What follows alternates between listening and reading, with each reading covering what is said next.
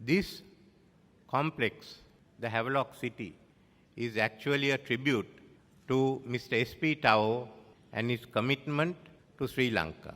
I told Mildred, now you're virtually a Sri Lankan citizen. So let's think of where the next investment is going to be. I first got to know Mr. Tao in 1994 as I became Prime Minister. He had started on the World Trade Center, and after Mr. President Premadasa passed away, Mr. late Sirisena Kure brought him along to meet me. That's how I first contact started with Mr. S.P. Tao. I have met him many times, and not only late Mr. S.P. Tao, but also Mildred. Then I must say the commitment is such that when the LTT attacked the World Trade Center, a lot of people are wondering whether they will pull out. Instead of which, when I asked Mr. Tao, he says, no, I'm going to stay here. So first, thank you for that confidence in Sri Lanka's future. When it was over and I was Prime Minister, in 2003, again I met Mr. S.P. Tao here. I may be meeting him on and off. And he wanted to start a new project. And the new project came along that looked at the Havelock town Vellavatta spinning and weaving mills land, which was abandoned. So some people said, why do you want to give it? We can have some industry or business. But I said, Havelock town was started as a residential area. So let's look at this. This will be really, the development will start with Havelock city. I had known this place earlier. When I was small and the Vellavatta spinning and weaving mills were functioning, I used to come here because Mr. Captain, Soli Captain's father, was in charge of the mills. We used to have lunch there, and also we were taken along to look at the mills. Then in 1975, when I entered politics, Mr. President Jayawardena, who was then the MP for Colombo South, asked me to take over Vellavatta North. Now this was known as the Vellavatta North ward. And I used to come here, and one of our meeting places was the old workers' residence at the other end of the complex. So in fact, I told Mr. S.P. Tao, whatever you do, ensure that the workers who lived there are looked after, which he did. So I was more than happy. Here was the area that I had known. Here was the area I was in first charge of.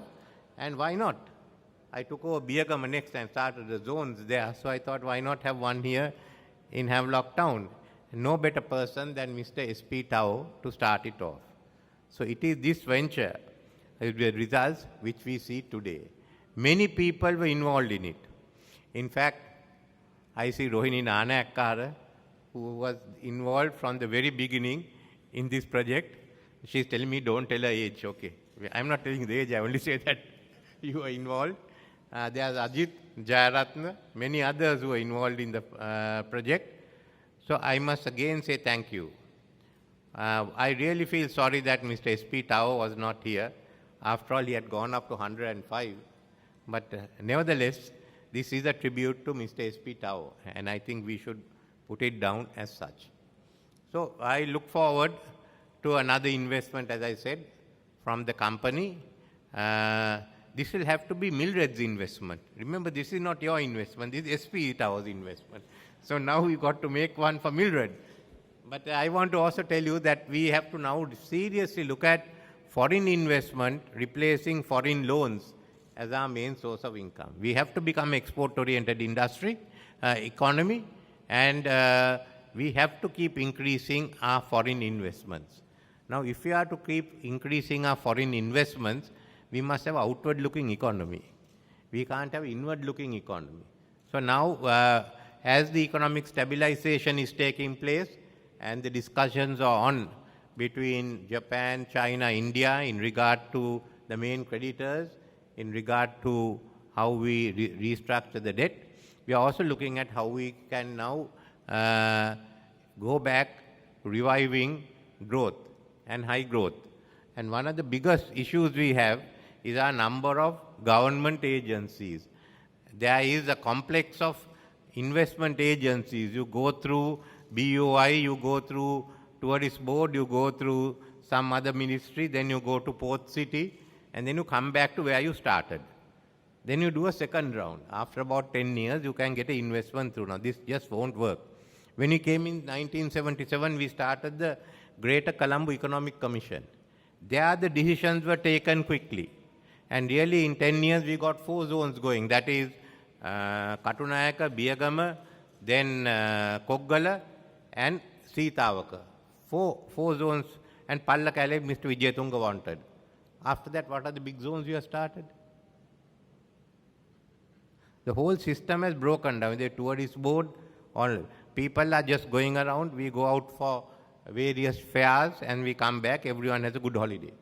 So the first issue what we are doing is I appointed a committee, which is now looking at the whole structure and the authorities for investment. What this committee is recommending and they are working on is that the BOI, the EDB, and SLESIC, Sri Lanka Export Credit Insurance Corporation, be brought together as one investment promotion agency. Secondly, the industrial estates, investment zones will be broken off. We are good. I think Katunayaka and Biyagama are some of the best zones in South Asia. And go in a separate company that will do so, because now we are looking at 1,000-acre zones, starting with certainly with Bingiria, but also coming down to Hambantota and one in Trincomalee. So we are going big. So let there be a separate corporation that will handle this. Then comes the laws. All those laws we have to cut through and go back to the GCEC system. When the investment is there, the organization has 2 weeks to make their remarks, and thereafter final decision is taken by the organization. That is the only way. Secondly, to develop the quality of human resources, manpower available, look at the infrastructure.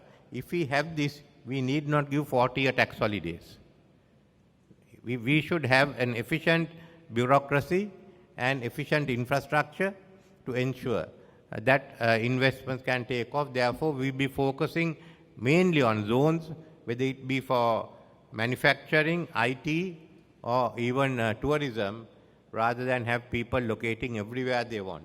We went very fast under GCC because we ran a zone system. So this is the new system we are looking at.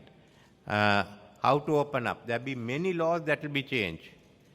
And some will shout at each step and say that we are betraying the country. So remember that propaganda will go on. But we must have fast growth. We have gone down. It doesn't mean we have to stay down. Sri Lankans can be a football. You hit it, send it down, and then it comes up again. So that's what we have to be, and we have to go all out. We have number of people who are leaving. Okay, we can't stop that. We'll train more people. We have to modernize the education system. So that's what we are working on. While we are looking at the stabilization measures, which we are working with the IMF, certainly we are also looking at modernizing the economy, looking at Industry 4 and how we go ahead. Another area of interest, our focus is going to be agriculture, modernize agriculture. There's so much land available. I thought I'll share with you what we are now working on, because by end of the year we'll be able to announce many of the measures that we're going, and by early next year get the legislation enacted. So there will be far more other measures to be taken, an offshore economy law, but this is all to make Sri Lanka an investor-friendly country, and when investors come in, we will certainly have more employment, higher incomes, and certainly we will get off these vicious cycles of foreign borrowings that we have to do. We can't do this a second time. So let's make up our mind. Let us commit ourselves to going forward to promoting more and more foreign investment. Before I conclude, I'd like to say Mr. S.P. Tao had a lot of faith in Sri Lanka. He looked at the locations and he said, this is a good point, even better than China or India. I also had the same view. So let's hope it succeeds. Thank you.